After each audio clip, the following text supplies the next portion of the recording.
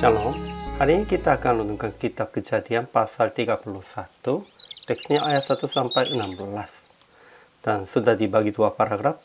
Paragraf yang pertama ayat 1 sampai 13. Yakub berkata kepada kedua istrinya tentang perintah Tuhan akan pulang ke negeri sanak saudaranya.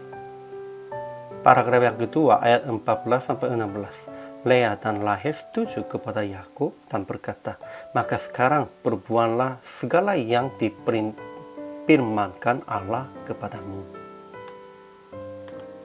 Kesimpulan hari ini, anak-anak Laban iri hati tentang Yakub dan berkata, Yakub telah mengambil segala harta milik ayah kita. Semua kekayaannya berasal dari harta ayah kita. Laban juga tidak lagi lama seperti dahulu kepadanya.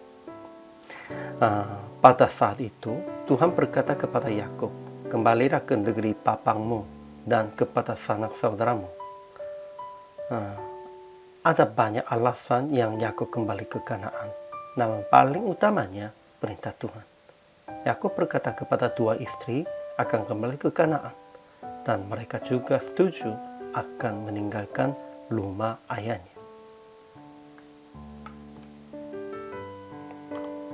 Ajaran tentang Allahnya. Pertama, Allah tidak membiarkan Laban berbuat jahat kepada Yakub. Allah mengambil ternak Laban dan memberikannya kepada Yakub.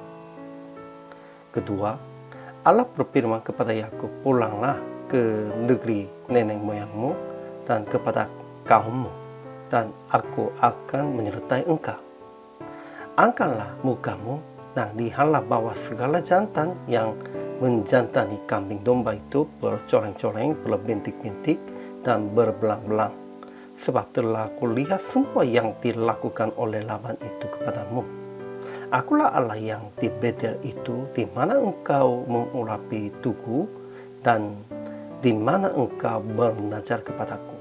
Maka sekarang bersiaplah engkau, pergilah dari negeri ini, dan pulanglah ke negeri sanak saudaramu.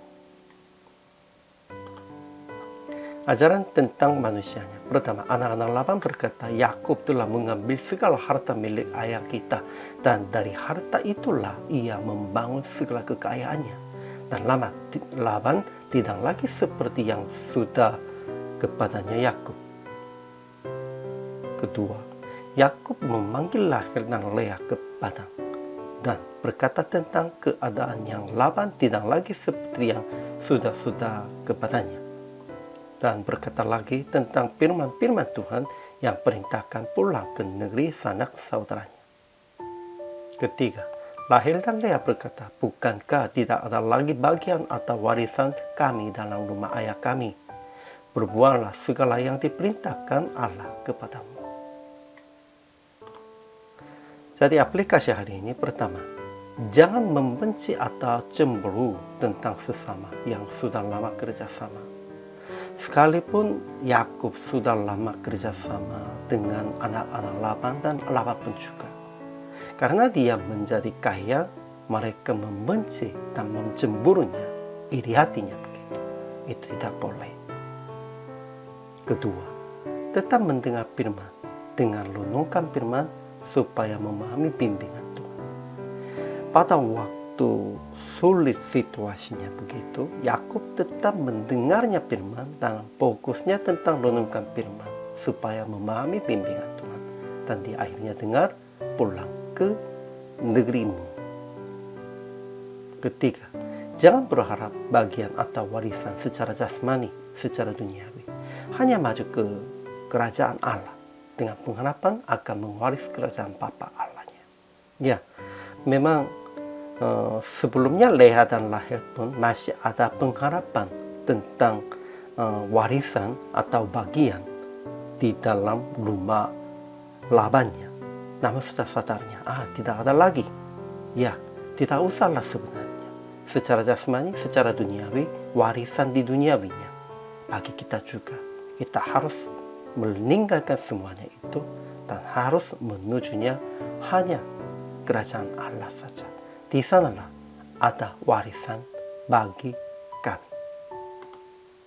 Jadi praktek hari ini, merenungkan firman hari ini untuk memahami bimbingan Tuhan dan berbuat langsung sesuai dengan perintahnya. Jangan tunda, jangan menunggu. Kalau sudah jelasnya firman Tuhan, bimbingan Tuhan, langsung mulai berangkat. Itulah firman Tuhan dan itulah perintah Tuhan. Hari ini juga selama melayani, Tuhan Yesus memberkati.